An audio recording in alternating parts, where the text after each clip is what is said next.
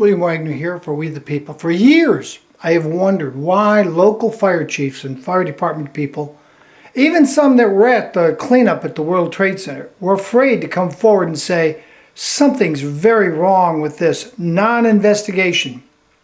Well, finally, a New York City fireman has stepped up to the plate with the backing of hundreds of other firemen who know that the federal government did not do a proper forensic investigation on the World Trade Center collapse, especially 7 World Trade Center, the 3rd building, which no plane hit.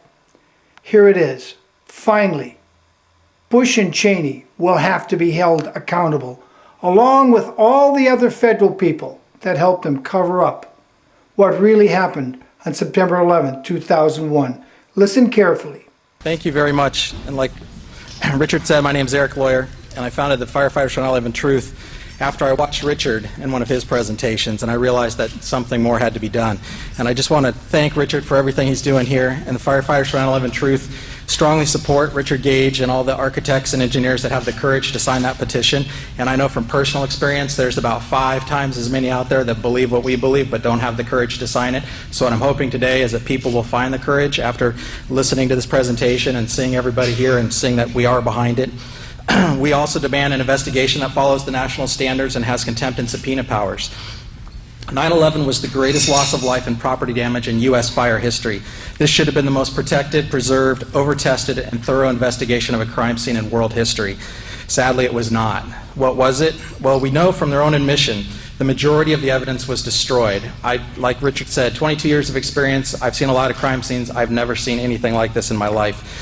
I was out at the site. I saw trucks leaving faster than anywhere I've ever seen, but I accepted it at the time, and for years I accepted it because it was a recovery and rescue operation, and that's normal to have something like that going. Again, we'd never seen anything like it, but that was expected. What I didn't know for years, what was going on behind the scenes, was that evidence was being destroyed when it was shipped off. By their own admission, Tower 7 investigation, this investigation at Tower 7 had no physical evidence. How do you investigate a crime when you've destroyed all the evidence? It doesn't make sense. They also admit that they refused to test the explosives, or to test for explosives or residue of thermite. Now, this is what I'm going to go into here just real quickly, is there are national standards for an investigation. That's what all of us are asking for, an investigation that follows national standards and holds people accountable. This manual right here, just so you can see it, is what we call the kind of the Fire Investigation 101. This is the most basic fire investigation manual there. This is for the 2001 edition. This is what should have been referred to, at least. It doesn't have to be followed exactly, but it should have been used as a guideline for the investigation. I'm just going to cover a few of the things that are in here. So NIST violated, and the initial investigators that did not protect the scene violated the most basic of the guidelines. And I'm going to cover 5 of them here. One is the NFPA 9.3.6. It covers spoliation of evidence. Specifically what it reads is, once evidence has been removed from the scene, it should be maintained and not destroyed or altered until the investigation is complete. The steel was melted down prior to the investigation. We know that from their own admission. This is no conspiracy theory stuff. 19.2.4, exotic accelerants. If on the scene you find melted steel or concrete, you should consider the use of exotic accelerants. And they specifically say in the manual, thermite mixtures produce exceedingly hot fires that can account for melted steel and concrete. It also says they leave residues that can be tested for visually and chemically identifiable.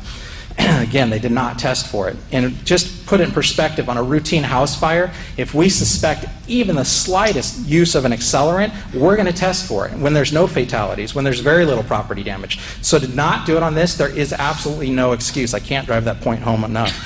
18.15 is analyze fuel source. All available fuel sources should be considered and eliminated until one fuel can be identified as meeting all the physical damage criteria. For example, if you find pulverized concrete, which we all know there was in all 3 buildings, there was pulverized concrete, the only fuels that can create seeded explosions should be considered. So they shouldn't be considering fires. They shouldn't be doing that. It doesn't account for pulverized concrete. They should only be considering exotic accelerants and explosives.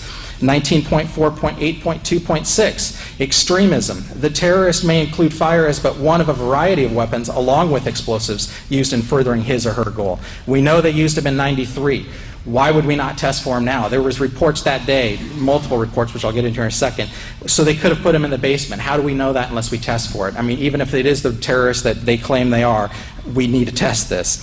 14.3, preservation of the fire scene and physical evidence. We find the following. The cause of a fire explosion is not known until near the end of the investigation. The entire fire scene should be considered physical evidence and should be protected and preserved. It's just over and over. There's so many. You can go to our website, the Firefighters Journal of Truth. We have many more of these actual chapters that cover what they should have done that they did not do. So now, by their own admission, in all 3 building collapses, NIST refused to physically test, like Dr. Stephen Jones did, for explosives. This is just unbelievable. And here are their excuses, and I quote, "It is unlikely that 100 pounds of thermite or more could have been carried into World Trade Center 7 and placed around columns without being detected, either prior to September 11th or during that day." So again, I've been on a lot of fire scenes, and I've seen a lot of investigations, and why would we not test because something's hard to do? That's the exact reason you need to investigate it. If that was hard to do, we need to find out how they did it.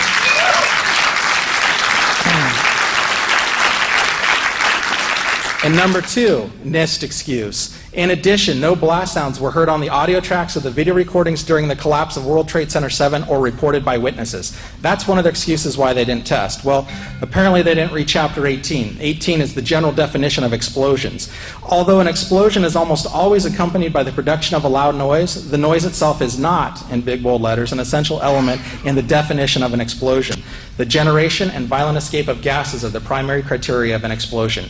So that alone says they should have tested for it. But then we also, NIST has lied, and we can prove it. As soon as the new investigation happens, the evidence is out there for you to see right now. We have 118 first responders who reported explosions. We have the radio transmissions from FDNY members that are still recorded today that reported explosions. We have audio recordings. We have video recordings. I've personally talked to witnesses that heard them. So there's nothing short of saying they lied, and they need to be held accountable. And besides that, like I said, there is no excuse for not testing for explosives. And so at the very least, at the very best, even if you want to believe the official story, this was the most incompetent investigation of all time. And I've talked to a lot of investigators that were there, and I asked them the specific question, why did they refuse to test? They weren't the ones who refused, but NIST did. And they said, all they can answer is incompetence, or they tell me to shut up. They cannot give me any reason that follows national standards. So, but the reality, after all the research everybody here and the incredible people we're in the room with today have done, the reality is it was a criminal investigation to cover up the crime. So, just to finish, I'd like to read a quote. This is from a retired, decorated FDNY lieutenant. Anyone who knows the fire service, he is a stud. He worked on Ladder Company 26, Rescue Company 3, Rescue Company 1 in his career. Anyone who knows, those are amazing companies. Here's his comment. Trade Tower 7 by itself is the smoking gun, not hit by an aircraft with only a few relatively small fires. It came down in a classic crimp and implosion, going straight into its basement, something only very precise demolitions can accomplish, which takes days, if not weeks, to prepare. The 9/11 Commission didn't even mention it, and FEMA actually stated they didn't know why it collapsed and left it at that. Brothers, I know that the above implications are hard, almost unthinkable, but the official explanation is utter nonsense, and 343 of our murdered brothers are crying out for justice. Yeah. Thank you.